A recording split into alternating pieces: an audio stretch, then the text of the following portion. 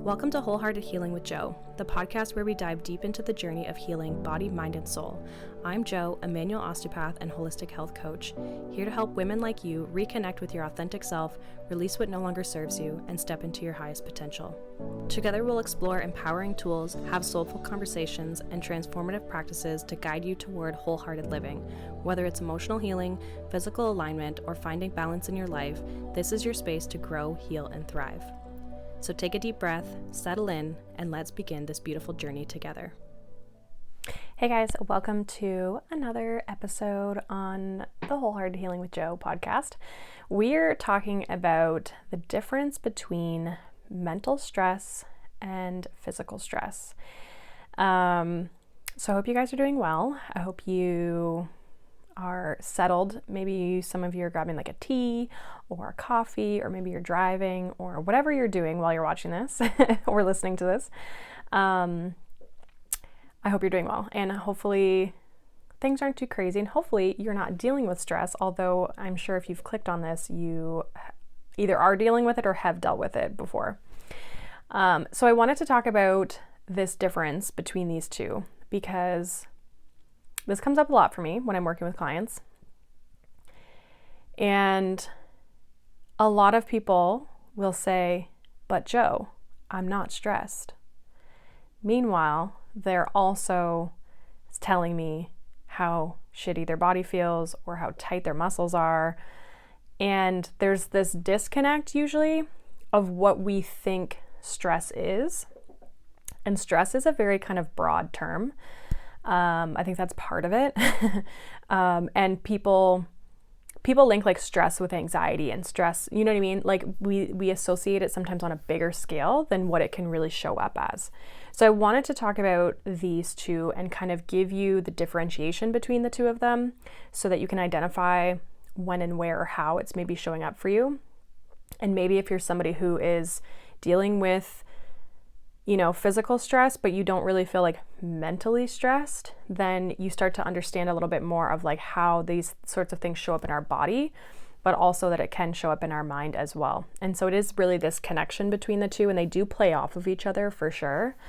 Our mental stress typically is, and this is what a lot of people associate stress with, is like, feeling overwhelmed or maybe a little bit anxious, or we're worrying about things. We have fears. We're feeling, maybe we have got like deadlines and stuff that we feel like a lot of pressure around. Or we might also have like emotional or different types of pressures going on of like just how we feel, but it's like it's ruminating in our brain, in our mind, right? And so this can show up like with work pressure, relationship issues, financial concerns, and even sometimes too for people who like replay the past of things that have already happened, right? Or maybe you're replaying or playing out the fears in your mind, right? That is a lot of our mental stress. That's what a lot of people link to feeling stressed. But we can also have our physical stress as well. This often, what I see for a lot of people, will be the feeling of like tight muscles or just tightness kind of all over the body. It can be physical injury or a strain, any illnesses, or even any like external factors. So again, we can think of like just things that are influencing our body. So our foods, our environments, right? That sort of thing.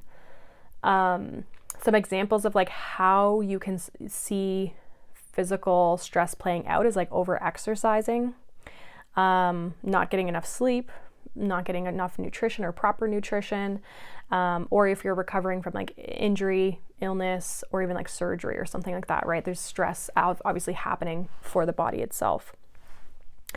And so the thing with both of these, mental and physical stress, is it actually influences our nervous system kind of almost in the same way. Our body doesn't like know the difference between different stressors. It just knows it's stressed, right? And because there is this mind and body connection, again, it shows up and it can overlap. And sometimes we can have both of these types of stressors. So there is this overlap between the two. And then you can also have like your physical, injury, illness, that sort of thing can lead to mental stress. And our mental stress can lead to physical discomfort. So there is this play on both of them. And I think the big thing is realizing like what is driving the other thing, right? And we'll get into that. So mental stress does activate fight or flight. They both do, right? They both activate the fight or flight response, which releases cortisol, releases adrenaline, right? Like kind of ramps us up, right? And this is like from a mental perspective, we can lead into symptoms of, tension headaches or neck tension, or maybe we're going to be tired, digestive issues, anxiety, right? So this is how like the mental stress is also linked to the physical as well. And then this also, when we have this mental stress, we have this fight or flight. Our emotional regulation is not good. Our focus, our decision making, our ability to even just handle small challenges that pop up, right? Like our tolerance becomes quite low. With physical stress, this is what people talk about as like inflammation, right? So we can like trigger inflammation. This is going to impact the body's function and how it's able to repair, recover, and renew itself, and go into kind of a restful state. It's gonna struggle to rest. Symptoms, again, are muscle tension, which I talked about, like tightness in the body, right? We can have pain. You can feel really tired. You might have a weakened immune system, right? So there's all these components physically that it can influence. But also, if you've got physical symptoms, this can also impact your mental clarity and your mind, your mindset, kind of down the line. And it's going to be quicker or slower, depending on, kind of who you are.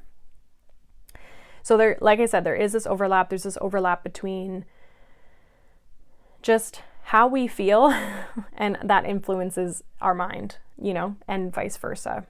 I know for me personally, I am a person who I don't shut my brain off very well. I think a lot. I can worry, fears can come up, but I'm always thinking. Like I'm always just like, okay, this and then that and then this and then that, right? I overthink almost more so. And at times it can be worry and stress and all those types of things, or fears. And for me, it definitely influences my gut, right? And so I could sit here and say, oh, I have all these gut issues. But really what's driving the gut issues is my nervous system and my overthinking and my brain. So that's where it's like, again, you have to identify okay, when my gut issues come up, what's going on? How am I feeling? Am I overthinking, right? Like what's the true full picture of what's happening in my life, rather than just looking at the isolated symptom. So like I had said, mental stress can be very much linked to our doubts, our fears, our worries, our, overthinking just in general, right? Just having a lot on the go and a lot of things that you have to process. And this can come with high pressure environments, right? Work, home life, school, even if you're in school. We can also have grief or unresolved emotions that can play into the mindset as well. And I think that's where a lot of the physical stress comes from, is we hold on to this tension, right? When we have stress, we have to think of what am I holding on to? Am I holding on to thoughts? Am I holding on to fears? Am I holding on to emotions, right? Because as a practitioner, somebody who literally puts their hands on people's bodies for a living, what I notice is that's almost what the body feels like. It's just contracted, right? When there's this stress and this tension in the body, whether it's from mental or from physical, there's this tension and this hold on the body. And so I always think what does this person need to let go of, or what are they holding on to that needs to be let go of? And so you can think of it that way in your life as well. And so again, physical stress, obviously emotions, right? We can also overexert ourselves, but also be under, not moving as much. I've had clients that once they start moving their body a little bit more, a lot of their tensions and their aches and pains start to kind of go away. Nutritional deficiencies, which we talked about, is also something again, if our gut is not functioning properly or optimally, that's going to create different tensions and discomfort throughout the gut and the rest of the body too, dehydration, right? All of those types of things start to create this tension and this stress on the body and the nervous system. So, like I had said, when we're looking to try to recognize, where am I? Why am I feeling this way? Is it from a mental stress or am I physically stressed, right? Did I not get enough sleep last night? Whatever the thing is, we can ask ourselves questions like, am I overthinking or mentally overwhelmed, right? Do I have mental stress, basically? Am I physically drained? So, and like, am I tired or tight, or, you know what I mean? Like, is there something more physical going on with me? And you can look for specific symptoms, but then you also have to look at, like I said, the situation around, like, when are those symptoms coming up? Are they only coming up when you're at work? Right? Like, maybe work is stressing you out and you just don't realize that you're holding on to that tension and carrying it then throughout your day and even when you're outside of work, right? Because you don't feel the stress. Once you're out of work, let's say, you might not feel the stress, but your body could still be holding on to it. So that's like the biggest difference. And as you can tell of like all the things that I've already said, like there's this overlapping that happens. So when you tell me you're not stressed because your life isn't stressful, but then you've got jaw tension and neck tension and you get headaches, I'm going like, there's definitely tension in your body. You're definitely holding on to stuff, right? There's definitely stress and things you're either worried about or there's something going on in your body that's creating the tension to begin with, right? Whether it's a movement issue or a physical like ailment, an injury, you know, some illness, whatever the thing is, there's something going on. And so if we're going to try to work through these things, obviously for both situations, our nervous system work can be very, very supportive. Mental stress, you can do things like journaling. You can, mental stress, you'd be surprised, like even getting some physical movement in, because sometimes we need to like get our body moving to just get the energy flow happening. So you can do movement. I would say like gentle movement, like do some stretching, go for a walk, right? Like do something kind of light. Some people like the more physical exertion, which we can definitely do if that's something that works for you. Other things for mental stress is like meditation, mindfulness, breath work. All those types of things can be supportive to kind of like just calm our brain and like have us have to, I don't want to say think, but focus on our body. So it takes us out of our mind and into our body. And that's why like things like, again, breath work can be really good because it gets you focusing on the inhales and the exhales, or meditations, especially if you're doing guided ones, it has you focus on something else. So it gets you out of this brain that's kind of, you know, overactive. Another thing that can also be supportive with mental stress, obviously, is like talking to someone, seeking support through like a trained professional or a coach or your friends, your family, right? Like whoever you kind of trust that you feel like you can kind of get things out to. And setting boundaries and making good time management for things is also important, because the more that we can start to delegate and say like, okay, I'm going to do this on this day at this time or whatever, then we can just like learn to be like, okay, that's when I get to be worried about it. Like I don't have to keep worrying about it all week or thinking about the fact that I haven't done that yet. Like set aside specific time for things and set aside time and create boundaries around your own self-care as well is going to be supportive. Physical stress, again, we're looking at that like kind of more rest and recovery when it comes to the body. Sleeping can be really supportive, especially if we're just like lacking sleep. Obviously, if you're not a great sleeper, that might not be the best or most ideal way for you to rest and recover. But we can look at our nutrition, we can look at our hydration.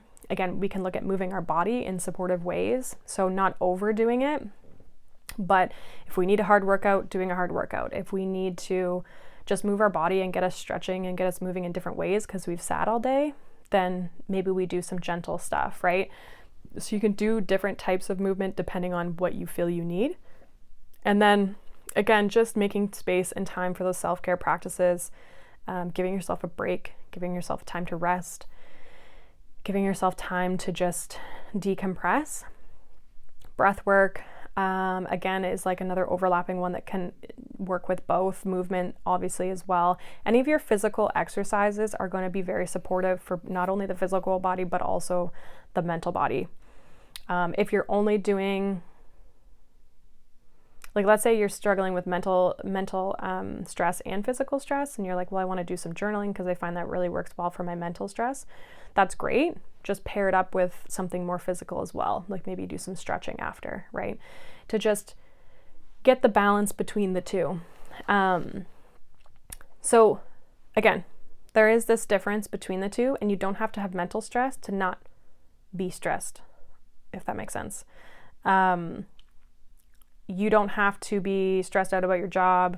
Everything could be great in your life. But if you are sick or you are struggling with something physically, your gut's not right, your whatever, your body is stressed, right? And most of us have this sense of stress because our bodies these days are struggling a lot. Like a lot of people's bodies are struggling to keep up with the demands of life and just our food sources, right? And just the things that we choose to put into our body and what our coping skills are, right? So usually nervous system work is something that we need, as well as being able to release the emotions, because again, if we're holding on to things, that's going to be impacting our physical and mental stress levels. So there is a difference. If you are struggling to identify what is causing your stress or how it's showing up for you or how to get rid of it, definitely reach out to me. I do have my breakthrough sessions, which are single sessions that are nice because they're kind of get your toes wet kind of thing. It's an hour to an hour and a half where we sit down, you fill out a form kind of before, so I kind of get like a history of you and what's kind of going on, and we can pinpoint what's going on with you, how it's showing up for you, what's the root cause of the things that are popping up, some of the symptoms. So especially if you haven't been able to figure out certain things in your life, why you feel stuck, what's going on with your physical body, all those types of things, and just how to like manage these things and work through these things. We do all of that. So we not only go through and figure out, okay, what's going on, but I give you tools and support that way to go home and now start implementing certain things. And then I also have my coaching program, which is called Elevate Her. I have the group and the private component of that. And it's 12 weeks. So that's obviously a longer duration. We work together. You get like very direct support. Even the group program is like very small amount of people, just so that I can give everyone the attention and the energy that they need to start to see change and to shift and to feel like they are getting the support that they need and starting to see progress. So if any of those are interesting to you, the links are down below to kind of like find more information. You can book breakthrough sessions all on your own if you want. But if you do have any questions, you guys can reach out to me on Instagram. If you're on YouTube and you're watching this, definitely follow me on Instagram. I post way more on these topics over there, and little snippets and little tidbits here and there. And then you also get to see a bit of my life as well, because it's where I typically share a lot of my stuff. So, but yeah, otherwise that's pretty much it. So hopefully you guys have a wonderful day. Hopefully this was supportive for you. Hopefully, you got something out of this. And if you are somebody who definitely struggles with stress or anything like that, or you want to let us know, you can definitely comment down below if you're on YouTube here. Or like I said, feel free to reach out to me. So I hope you guys have a wonderful day, wonderful evening, wherever you are when you're watching this. And I'll see you guys next week.